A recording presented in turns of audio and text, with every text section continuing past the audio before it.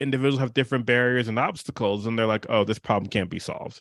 Yeah, I mean, same thing with Ira, right? Like, if you think about why Ira, the brand is the way it is, blindness is not the problem. When adversity came, I could have fell apart, but I chose instead to follow my heart. When adversity comes, I will never run, I will adjust, adapt, and overcome. Vision. Woo! All right, everybody. Welcome one, welcome all to your one-stop shop for everything empowerment. I am your host, Tariq Williams, and not only I am Vision of Hope, but we are Vision of Hope. And welcome back to the Speaker Vision podcast. So happy to have you all here with us today. We have an amazing guest to help us. We're going to learn more about this guest. We're going to get to know him and learn about all the amazing things he's doing in terms of the entrepreneurial journey he's been on, as well as the businesses that he's created, learn more about him and see how it can assist us and empower us to grow. So without further ado, I want to introduce Mr. Suman Kanuganti. Thanks for the great introduction, Tariq. It was awesome. Absolutely. It's probably subpar at best, but we'll continue to grow on this journey. We're going to raise expectations. We're going to continue moving forward. Nice. And so Suman, you have as a business owner, as the different things that you've created that we're going to get into and educate people on personal AI and all that.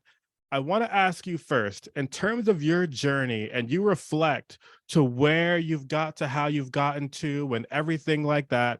Language is something that's very important to us on the podcast. And if you could think of one word that has made you think of how you got to where you are now, what would that be? My life is becoming short. One word could be, I would say, grounded. Okay. And that's an interesting one. We haven't came across that word too much here. So tell me. I think it's extremely important, but tell me, why grounded? I think in the entrepreneurial journey, you always would have like ups and you always have downs, and you have good amounts of swings. You have times that are stressful, you have times that are exciting. But I think what's more important is to stay grounded into what your mission is and if you're making progress towards that. So I always try to think about it as, uh, being able to control and maintain a steady state and stay grounded in your business journey, in your entrepreneurial journey, I think is important. But you have created some really neat and innovative businesses, and you've worked on these different technologies. When you think about being grounded, what are the things that assist you and help you to be grounded along your journey? I think it just comes down to accepting or embracing the reality without too much of emotions either steer you in a different direction, in a direction where you may not want to head to, whether if those emotions are like super happy and highly successful outcome, or a stressful outcome that is like leading in a bit in a direction that you don't want to head to. So I think it just comes down to having sort of a support system, at least for me. And the support system could be people, that support system could be some habits, and that support system could be some technologies and some tools as well, right? So I think figuring out a system for yourself where you stay grounded and focused and push forward into the mission, I think normally works, I guess, for me, right? Otherwise it's easy to quit, it's hard to start, right? It's easy to celebrate, and it's hard to come back and fight. So I think by having like this common principles that I try to practice myself, which is like, okay, that happened, okay, what's next, right? So I think not getting carried away too much in either directions, I think helps you balance our lives, when we are dealing with extremes of everything around you, rejection, acceptance, right? I can go on and on, but Yeah. that should probably hopefully give some examples of it. No, no, but absolutely, and I have to repeat this and emphasize this for the people in the back. It's easy to quit, but hard to start. That's so true. And so when we're thinking about your journey, and I promise everyone we're going to get to the businesses and the technologies here shortly. But when you talk about easy to quit, hard to start, can you talk about your journey and how you ended up moving out to San Diego for school and everything like that, and what that situation was like before Ira and before personal AI? Can you talk a little bit about that journey? So I grew up in India. So if you really want to talk about the journey, okay. I grew up in India and I came to United States when I was 21, right? Um, and believe it or not, I never hopped on a flight before I came to US. So Wow. my Okay. first flight ever was actually landing in St. Louis in the United States in Midwest. So you can imagine the dramatic shift on, the kind of the upbringing. And even in India, I grew up in like a kind of a smaller village. It's not necessarily like a, Mumbai or Chennai or a corporate world. It was a small, educational town. That's what we do. We just study. The whole town is about studying. Right. Anyway, so I guess in regards to journey, I think once I came to US, I continued my education, the spirit of like just learning more. I did my robotics, and by nature of like any immigrant, I simply follow like trying to figure out where exactly I would fit, and move the needle in terms of creating products and get a job. So I was at Caterpillar, I was at Qualcomm, I was at Intuit, like major corporations. Wow. And I think over a period of time, I think I surrounded myself with like good friends, good people, good ideas, and good companies, and good technologies, if you will, as well. And there was Hmm. a point in time, it's like, okay, what next? Because I do remember kind of the moments where, I feel like I can deal with any technology, I can create anything, but I don't have the sense of like how to start the business or how to go about it. So that's something I was missing. So I went back to the education. Yeah, Believe yeah. it or not, I have a second master's in my MBA as well, because there was something missing in regard, besides the engineering, besides the technology, besides the people, which is just understanding the strategies in the business. So I went to business school, Hmm. and the end of the business school was the beginning of Ira. So I literally started. It gave me confidence. It gave me the energy to say, okay, I'm gonna start this thing, you know? Hmm.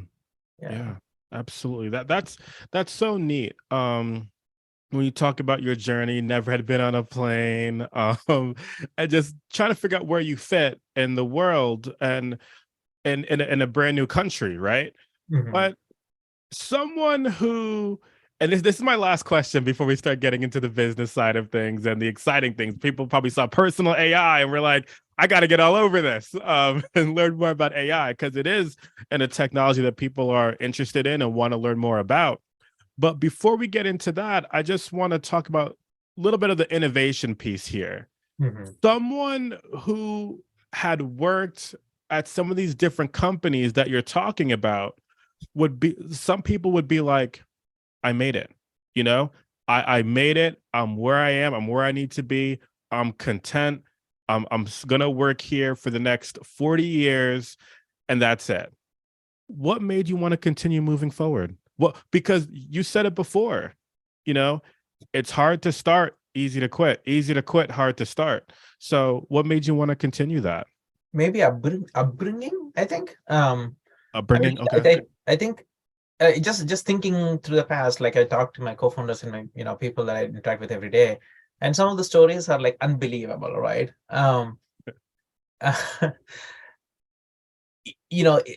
Time goes by fast, Yeah. and the life, how you spend your childhood.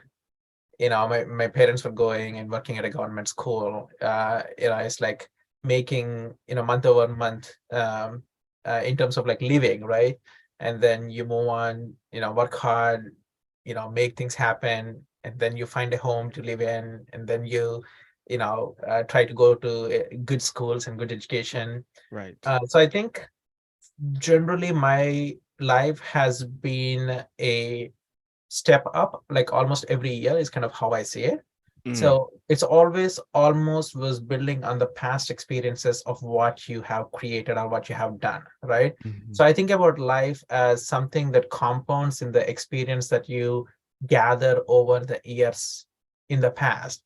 So there's no stopping point as such, because there was so much opportunity in terms of like what you would want to be and the kind of life that you want to live and things that you want to create, right? uh and I still don't see a stopping point. Like I don't know when um I guess I will see a stop that this is it. So I Yeah. don't have that milestone or a goal in terms of life, except that Ooh, there is always a next step to hop interesting. on to. That's interesting. I love that. And, individuals who've listened to my podcast and show already, this is something that they've heard before, but you've teed me up for this. So I have to say it.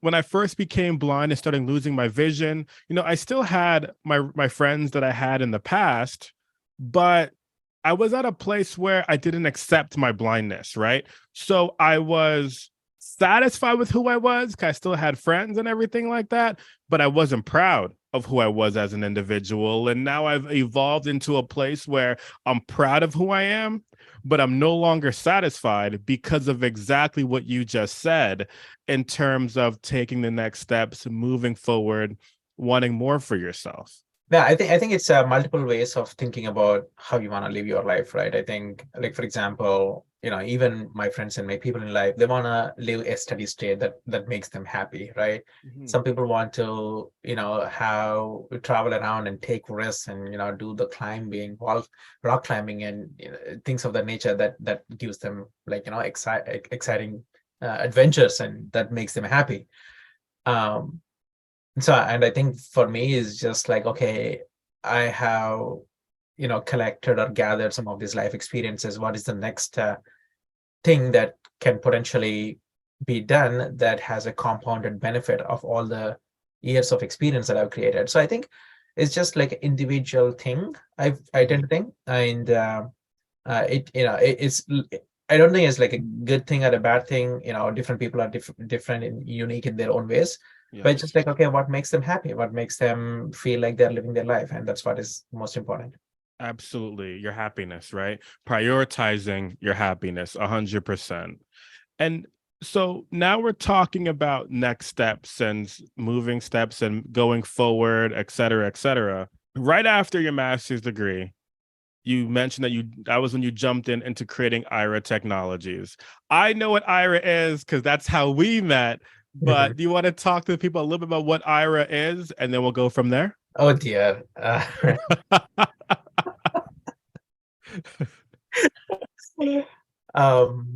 will tell you the genesis story of Ira. I think that may be like newer information for people who are listening. So the genesis of Ira, like, of course, I was finishing my MBA and then I started Ira.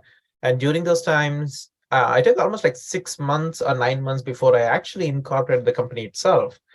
So, there is this guy, which is me, like holding on to glasses, and I'm talking to my like blind friends and geeking out, trying to figure out, hey, how do we do this? How do we take this camera and put it to good use so that way we can actually start processing that visual information and then give it audibly. And there is a little bit of like geeking out with my blind friend. His name is Matt Brock, and we used to talk a lot. And then we went ahead and started creating this experiment. So I had like two Google glasses in my hand, and I went to an organization, like a local organization here in San Diego. And then I said, hey, this is an idea and we want to test, and I have my friend to help me out as well. And the first agent, the Ira agent, was my wife. Oh, wow. Because you got to start somewhere, right? You got to start somewhere, and it's like, okay, how do we make this thing happen? And then through that process, at this organizational event, that's when I met a gentleman named Larry Bock. Larry Bock is also legally blind, and he is also a successful businessman. He created like a number of different biotech companies actually, and he's also an investor. So I ran into him. He's like, oh, geez, like this sounds pretty interesting. I would want to invest. Uh, and then the company started about, right? So there's at least like 6 months of work before you even got your first round of somebody, who is willing to sponsor like what you would want to do. And then once you started the company, that's the story of Ira, which is like, how can you create a um,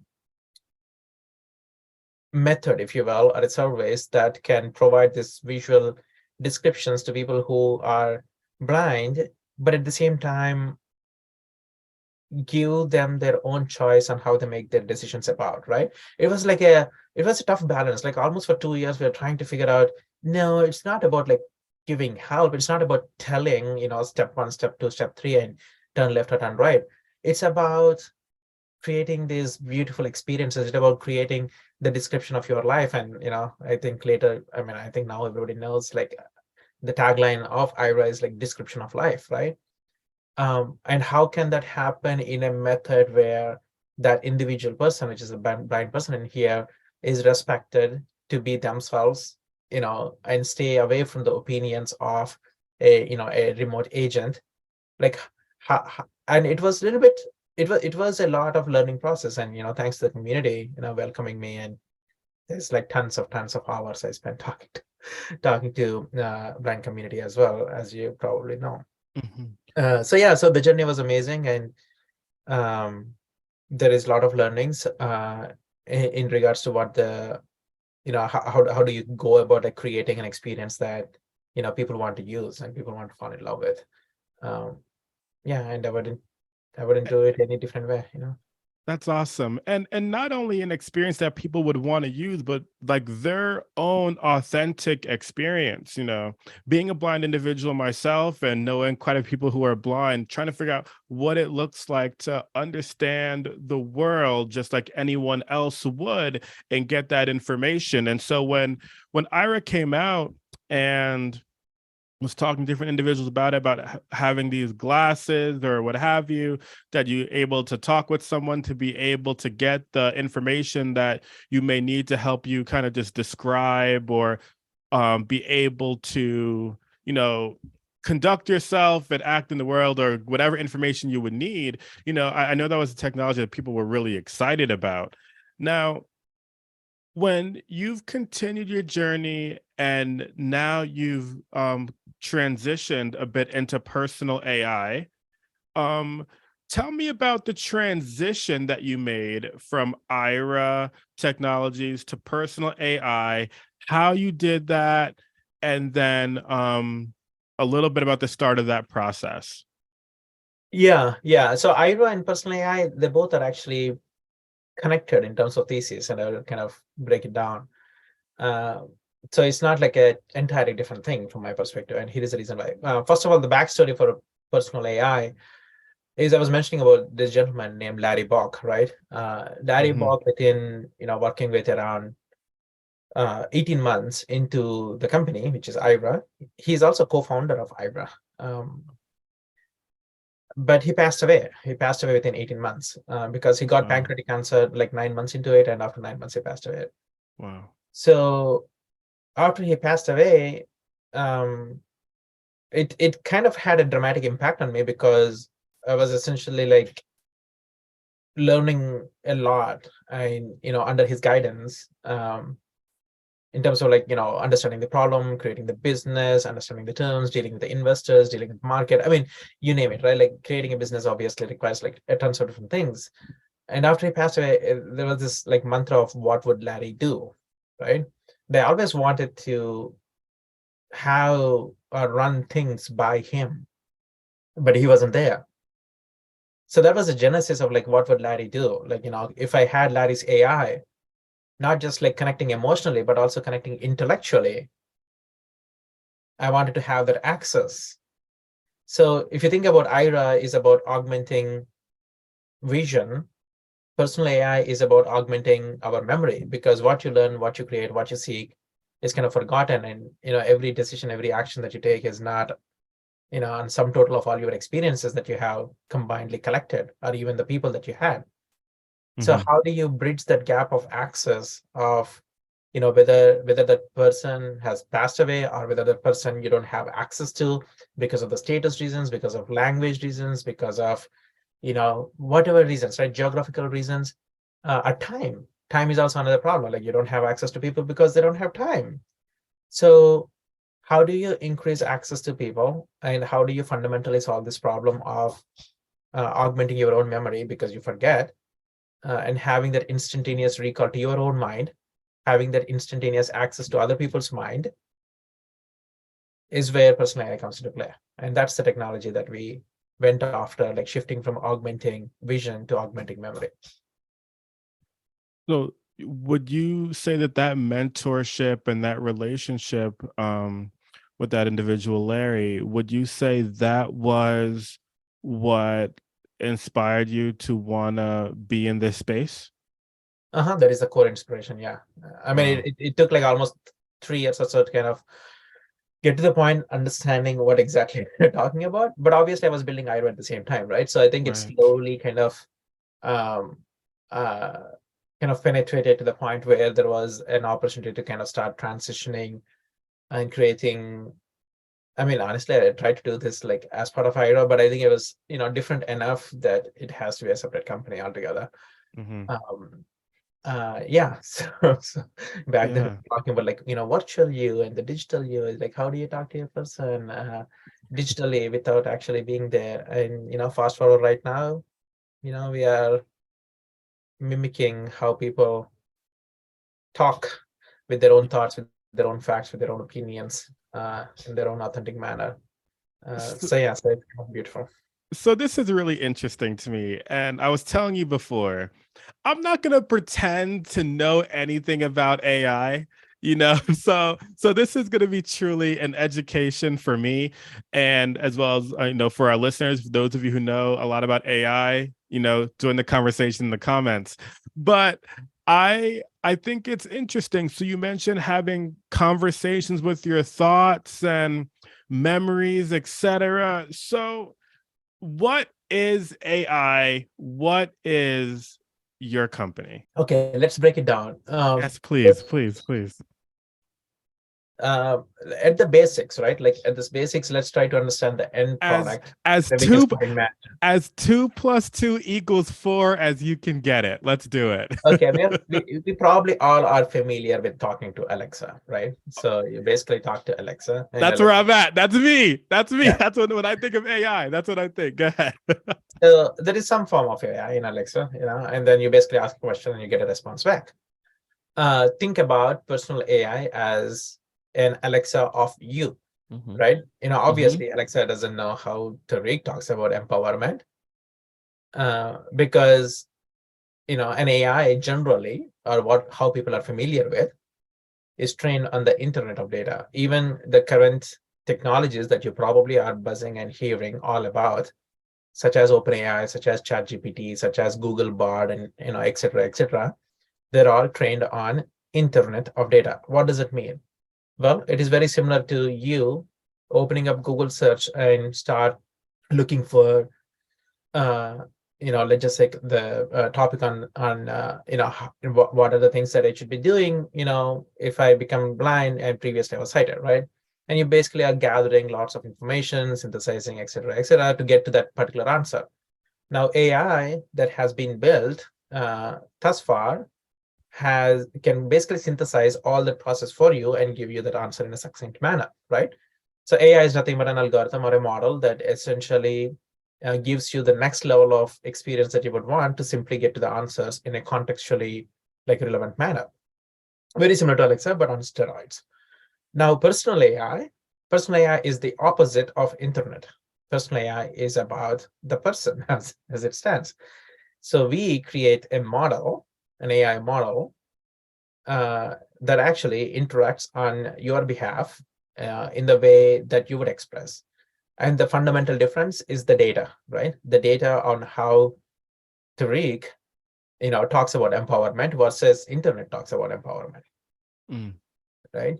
So yeah, that yeah. segregation allows us to create a model for every individual person. That's our mission.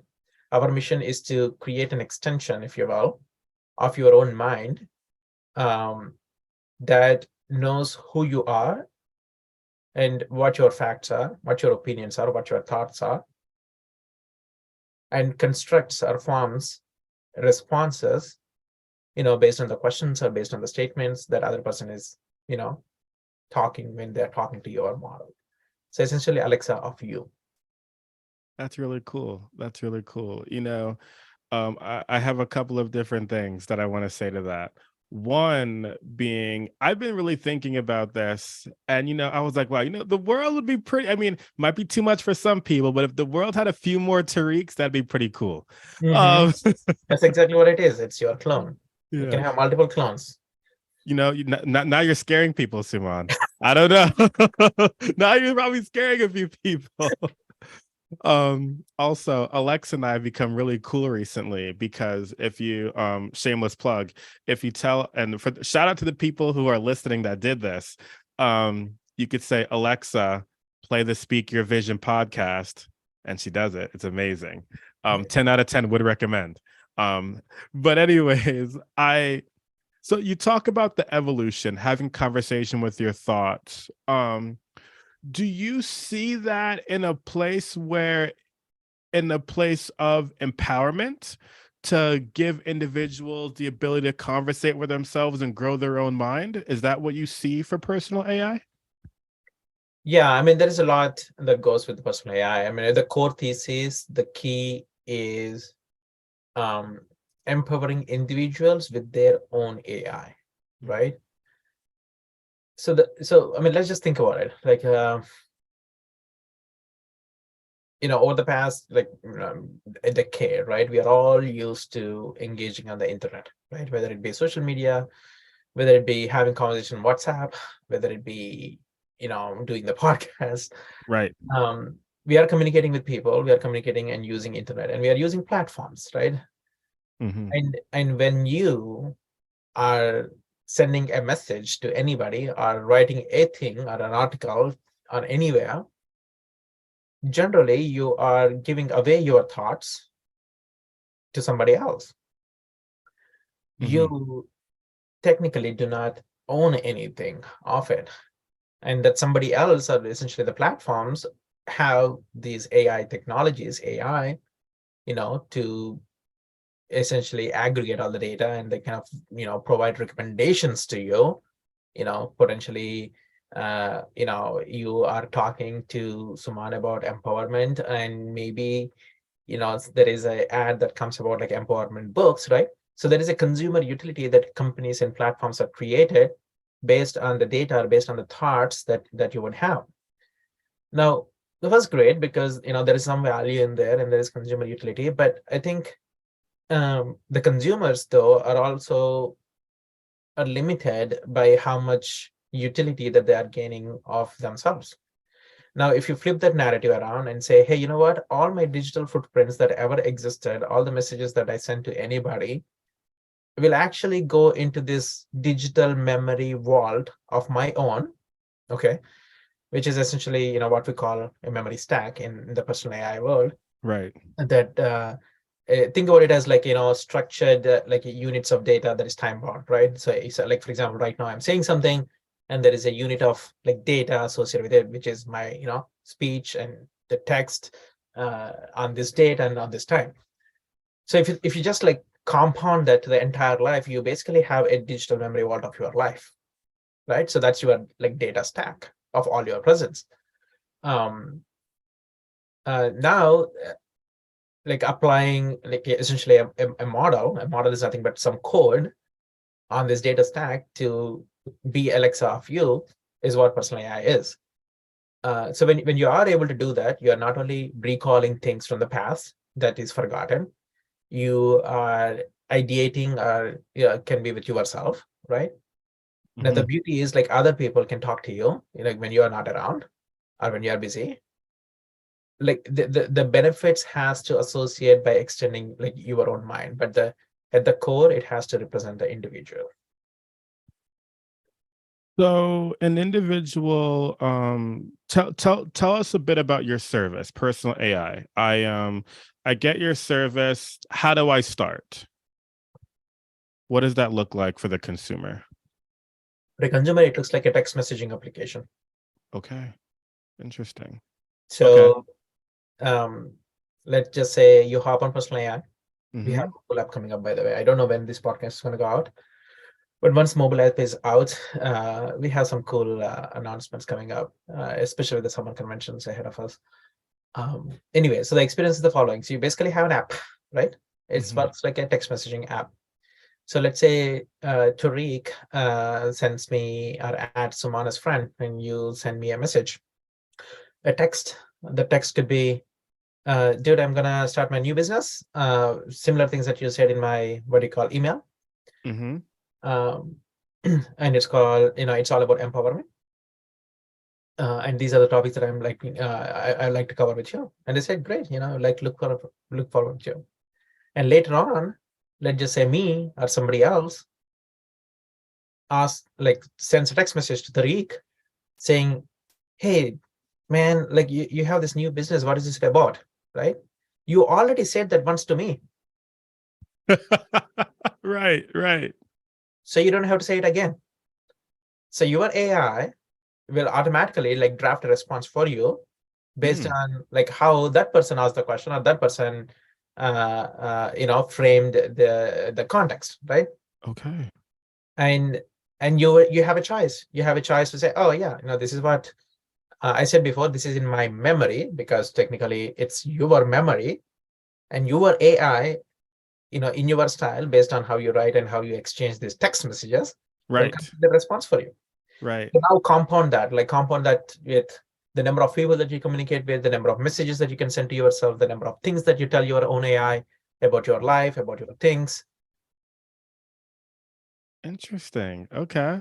All right, that's neat. I like that. I'm currently thinking about, I'm currently thinking about the amount of emails I probably shouldn't be responding to. Some people are really good about emails and text and things like that. And I'm just wondering, I probably would be a lot better at that if I had maybe that automatic response that's based on me. Yeah, that's what it is. That's cool. That's really cool. You know, Suman, I think in our interactions together, and having conversation when I've met you at the different National Federation of the Blind conventions and with Ira and everything like that. One thing that I feel like that I've always felt, and I've never told you this, but I can tell you now. Um, I just have admired your. It seems like your willingness to learn from others as well as your leadership at the same time. And I think that's really neat how you combine those and then put them in a place to be innovative and then solve a problem. I think that's really neat. Can you speak a little bit to some of those qualities that I just mentioned and how you are able to be consistent with that in your daily life? Well, first of all, thanks for the admiration. I think one of the key philosophies that I always like try to speak up is that you don't solve the human, you solve the problem, Hmm. right? And that's been the philosophy even at Ira, right? I probably mentioned it in the speeches and everything else. And I think there is something about falling in love with the problem, not the technology, not anything else, not the business. But if you fundamentally fall in love with the problem and like really think hard, and try to kind of assess like what exactly is going on, I think we create experiences that are like step up, right? I mean, we can use technology to create like good businesses that are 10x more efficient. That doesn't excite me. I want to create something that is 100x, 1000x. Right. It has to be a step up to the experiences that we probably, have never seen before, right? And that's what IRA is about, right? Um, so yeah, so I think that's kind of like how I tend to think. And Hmm. nobody will support you, by the way, when you're when you're doing that initially, because it's hard to come across. It sounds like, why do we need this?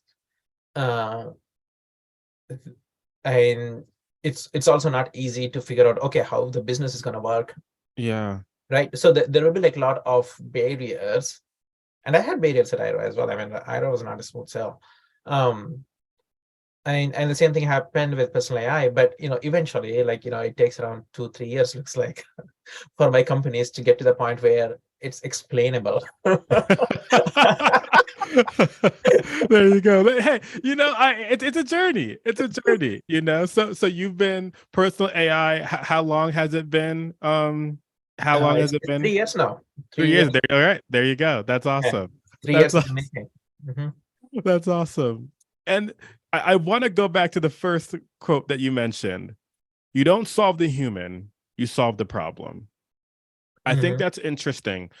And I think it's important to emphasize because a lot of people don't recognize that fact. Even that's something that could be simple to you and I in this conversation. And it's probably makes sense to our AI. Mhm. But the idea of not solving the human, solving the problem, part of that conversation is thinking that the problem can't even be solved. Mhm.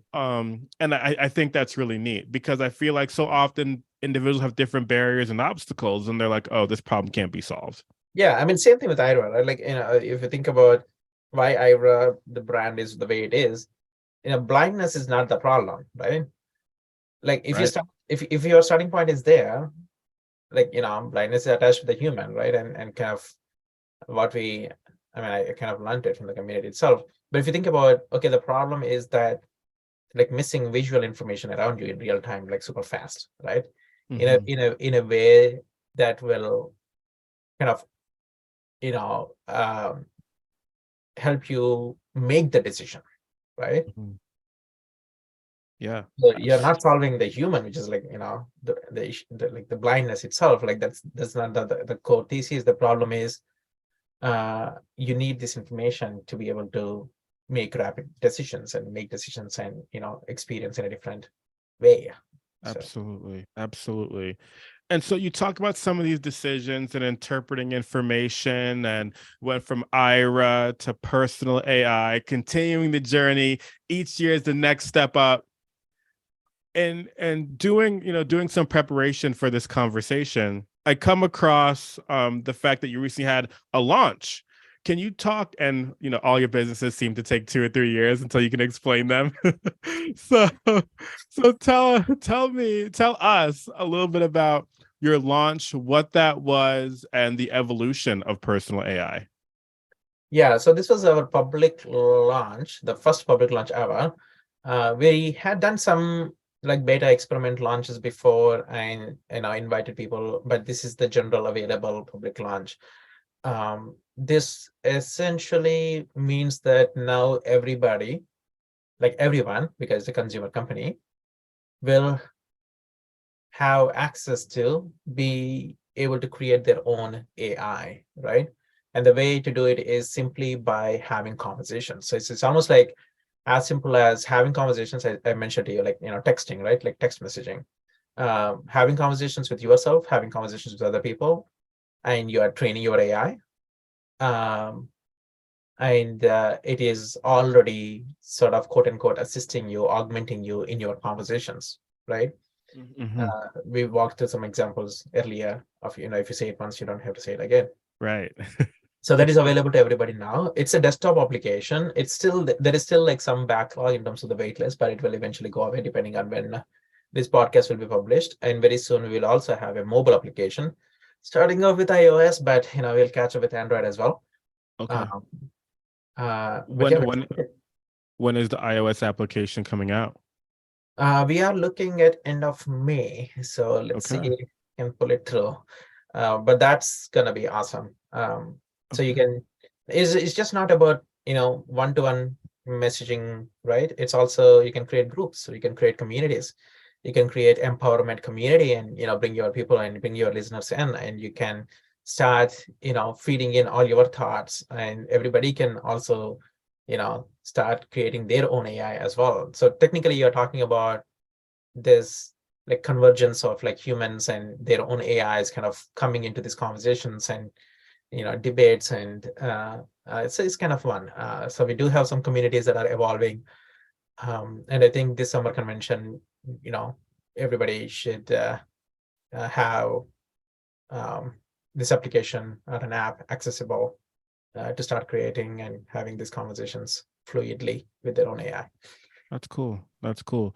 And so I just want to bring this up very quickly. If you're listening to this podcast on, I don't have a calendar in front of me, but like May 3rd, May 4th, May 5th, you're doing it right because that had recently just come out. So this is coming out on May 3rd, May 4th, around that time frame. So that's going to be really neat for individuals to be able to access this application on their cell phones because as technology has progressed, it seems that we want the technology in our hands to move forward and continue to take those steps and whatever that might look like. But it just seems like that quick instant gratification is something important. And it seems that all seems to be part of the how should I say, part of the problem that you're solving with this innovation in your company. Yeah, I mean, think about it, right? Like once you start training at creating your AI and training your AI, it's not just about like suggesting what you would want to say, but in the future, we call that suggesting like a co-pilot because you are still in control to send it and edit it. Mhm, There mhm. is another mode called autopilot. So in other words, you would send that text message back to me automatically. You will respond to that automatically.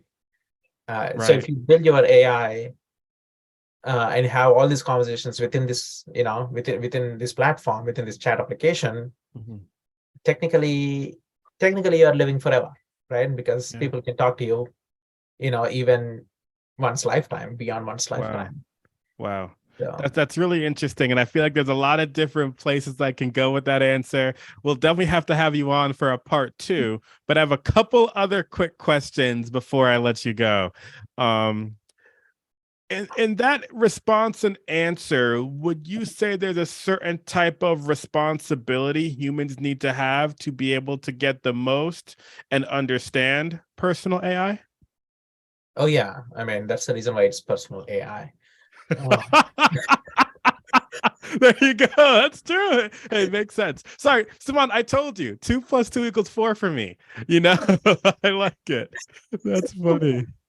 That's funny. yeah, But go ahead. I mean I think didn't mean to about it. cut I you mean, off. we are talking about memories, we are talking about personal, we are talking about like extension of you. I mean, it has to be uh, responsible, and the responsibility for me is putting that in the hands of the people. So in a way, we haven't talked about data ownership. We haven't talked about like model ownership. You actually own the data, right? So right now, if you think about any message, any post, like we were talking about a little bit about social media earlier before, not just social media, like anything, any presence that you have on the internet, it does not belong to you. You don't own anything. Hmm.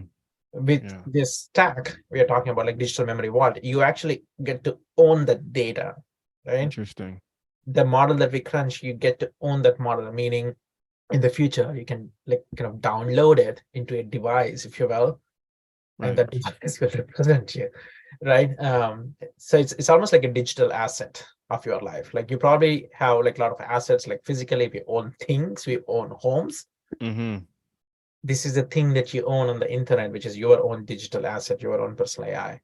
And that Wow. is your responsibility to kind of steer how you would want it to be.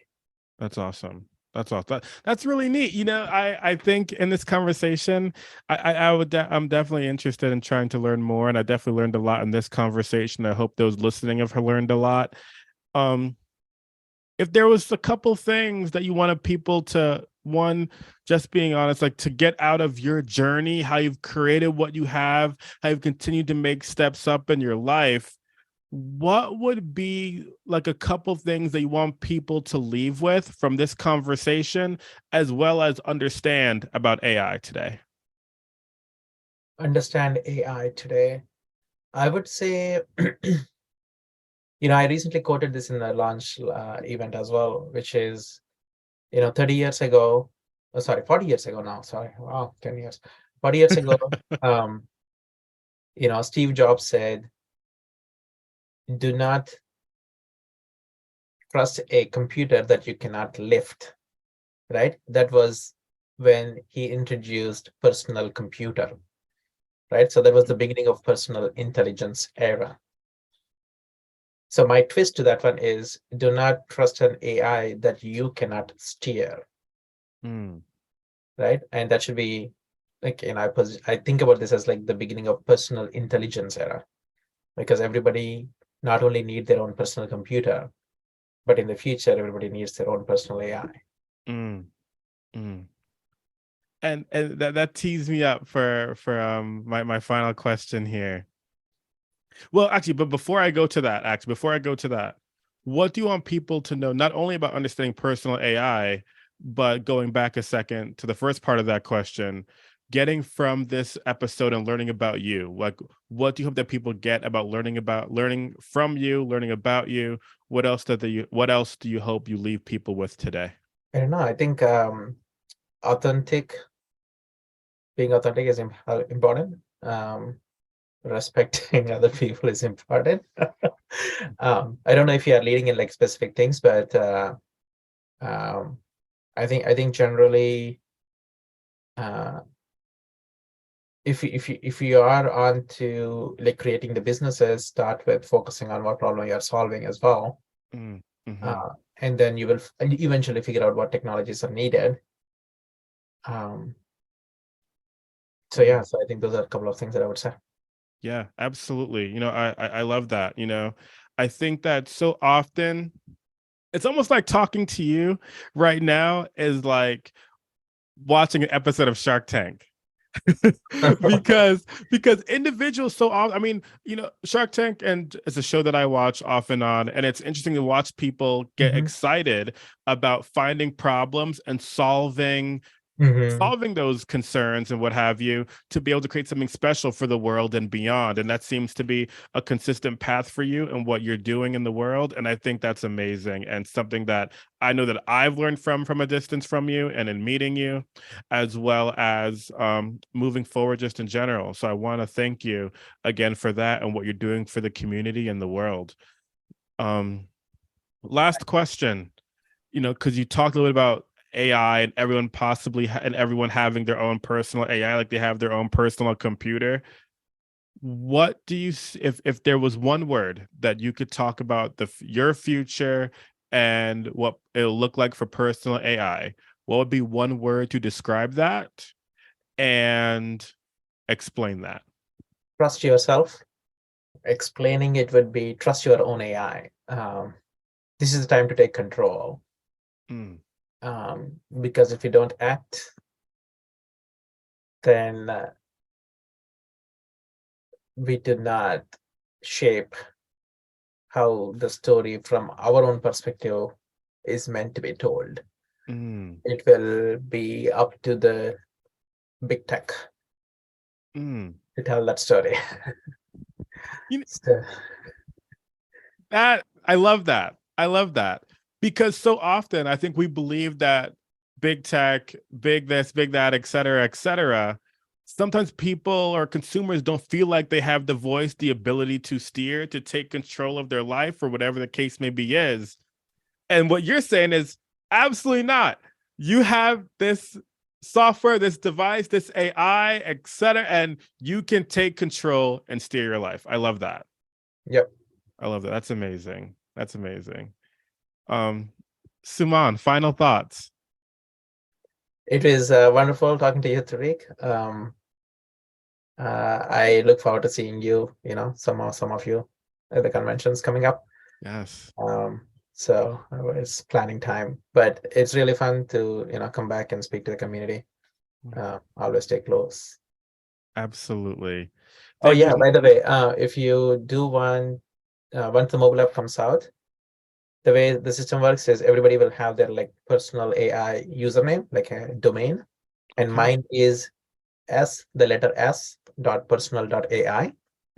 So technically, if you go in there, you will follow the links to chat with me.